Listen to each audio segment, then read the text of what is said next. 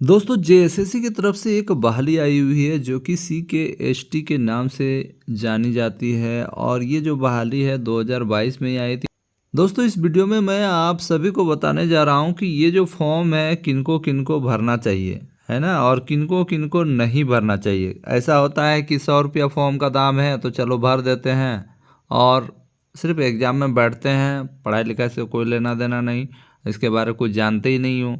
तो इसके बारे पहले जान लो उसके बाद ही भरें, ठीक है। आपका 100 रुपया भी बहुत इंपॉर्टेंट है फ्रेंड्स। आप लोगों को मैं ये बताना चाहता हूँ कि आप अगर इस फॉर्म को भर रहे हो तो इसका तैयारी यदि कर पाओगे तो ही भरें। अब मैं क्यों बता रहा हूँ पूरा डिटेल में बताता हूँ।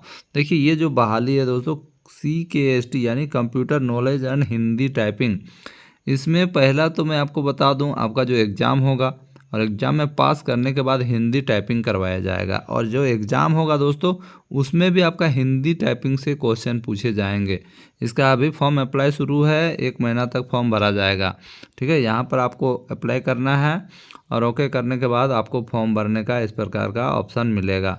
यहाँ रजिस्ट्रेशन में जाइएगा, लॉगिन में जाइएगा, पहले से रजिस्टर्ड है तो यहाँ पर लॉगिन कर सकते हो, है ना। रेगुलर एंड बैकलॉग वैकेंसी है।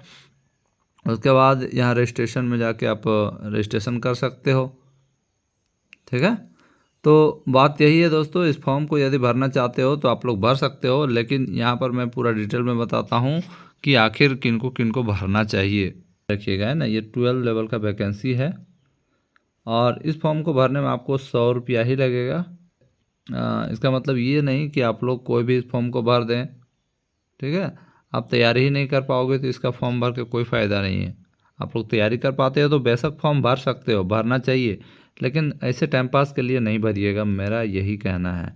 देखिए इस पर जो सीटें हैं आपका, इस पर कुल जो सीटें आप देख सकते हो, इसमें कुल है 863 सीटें हैं कुल, ठीक है। बाकी बात कैटेगरी वाइज आप लोग जाकर देख लीजिएगा, साइट में ये अपलोड है। और देखिए इसमें जो पोस्ट है मैं बता दूं, 2 पोस्ट है। एक स्टेनोग्राफर का पोस्ट है जिसका ग्रेड पे थोड़ा सा ज़्यादा है और निम्न वर्गीय लिपिक का जो एक पोस्ट है, 2 पोस्ट है ना। देखिए स्टेनोग्राफर के बारे तो आप लोग नहीं जानते होंगे तो जान लीजिएगा। इसमें स्टेनो जो सीखे रहते हैं वही अप्लाई कर सकते हैं या उन्हें अप्लाई करना चाहिए। अप्लाई तो कोई भी कर सकता है लेकिन सक्सेस होना ज़रूरी है। निम्न वर्गीय लिपिक में जो कंप्यूटर में हिंदी में टाइपिंग कर पाएंगे उन्हीं के लिए यह है निम्न वर्गीय लिपिक। तो 2 पोस्ट है। इसमें बता दूं, इसमें सीटों की संख्या स्टेनोग्राफर में बहुत कम है लेकिन पैसा ज़्यादा है और इसमें सीटों की संख्या इसके मुकाबले बहुत ज़्यादा है, ठीक है। तो आप लोग जिसमें भरना चाहिए, जिसके लिए एलिजिबल हो, जो कर सकते हो वही भरिएगा, ठीक है। देखिए आंसू लिपिक सीखना पड़ेगा। देखिए स्टेनोग्राफर में आपको आंसू लिपिक होना चाहिए। 80 शब्द प्रति मिनट हिंदी में टंकन, 30 शब्द प्रति मिनट की गति। अनुसूचित जनजाति अनुसूचित जाति के अभ्यर्थियों को हिंदी टाइपिंग में 25 शब्द की प्रति मिनट की गति होनी चाहिए, ये है। और हिंदी टंकन, देखिए हिंदी टंकन जो है आपका 25 शब्द प्रति मिनट की गति से 250 शब्दों को 10 मिनट में कंप्यूटर में टंकित करना होगा और इसमें उत्तीर्णता प्राप्त करने के लिए 2% की अधिक गलतियां नहीं होनी चाहिए, अन्यथा वैसे उम्मीदवार आयोग द्वारा अयोग्य करार दिए जाएंगे। बात को समझ में आ गया। देखिए न्यूनतम शैक्षणिक योग्यता आपका 10+2 होना चाहिए, 10+2 कंप्लीट होना चाहिए। उम्र का जो सीमा है न्यूनतम 18 वर्ष होना चाहिए और अधिकतम देखिए लिखा हुआ है अनारक्षित के लिए 35, अन्य पिछड़ा वर्ग के लिए 37 और महिला के लिए 38, अनुसूचित जनजाति अनुसूचित जाति पुरुष या महिला के लिए 40 वर्ष रखा गया है। अब देखिए इसमें जो सिलेबस है, पेपर 1 में हिंदी भाषा रहेगा और अंग्रेजी भाषा रहेगा। ये क्वालिफाइंग नेचर का रहेगा जिसमें 30% मार्क्स लाना अनिवार्य है।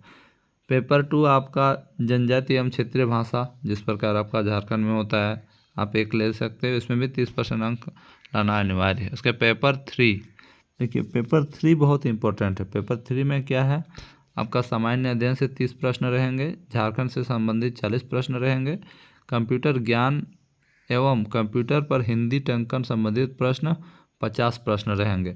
तो यहाँ पर देखिए दोस्तों, कंप्यूटर में हिंदी टंकन से संबंधित प्रश्न, हिंदी टंकन यदि आप करने जानते हो, मतलब यदि आप लोग वर्ड में हिंदी में टाइप कर सकते हो, ठीक है, माइक्रोसॉफ्ट वर्ड में या पावर पॉइंट में, किसी में अगर आप हिंदी में टंकन सीखे हो तो ही आप इस फॉर्म को भरें, या टंकन कर सकते हो तो ही भरें। ठीक है, क्योंकि यहाँ पर देख सकते हो कंप्यूटर में हिंदी टंकन, इसमें मान लीजिए कि कंप्यूटर ज्ञान में आपका 30 प्रश्न रहेगा, 20 प्रश्न रहेगा, और 30 प्रश्न टंकन से रिलेटेड रहेगा। बोलेगा कौन कौन सा कुंजी को दबाने से ये लिखाएगा, है ना। हिमालय लिखने के लिए कौन कौन सा आपको कीबोर्ड में क्या क्या टाइप करना होगा, क्योंकि आपका कीबोर्ड तो इंग्लिश में रहता है और हिंदी में टाइप करना रहता है। तो हिंदी टंकन आपको सीखना पड़ेगा। अगर आप हिंदी टंकन सीख लेते हो तो अच्छी बात है।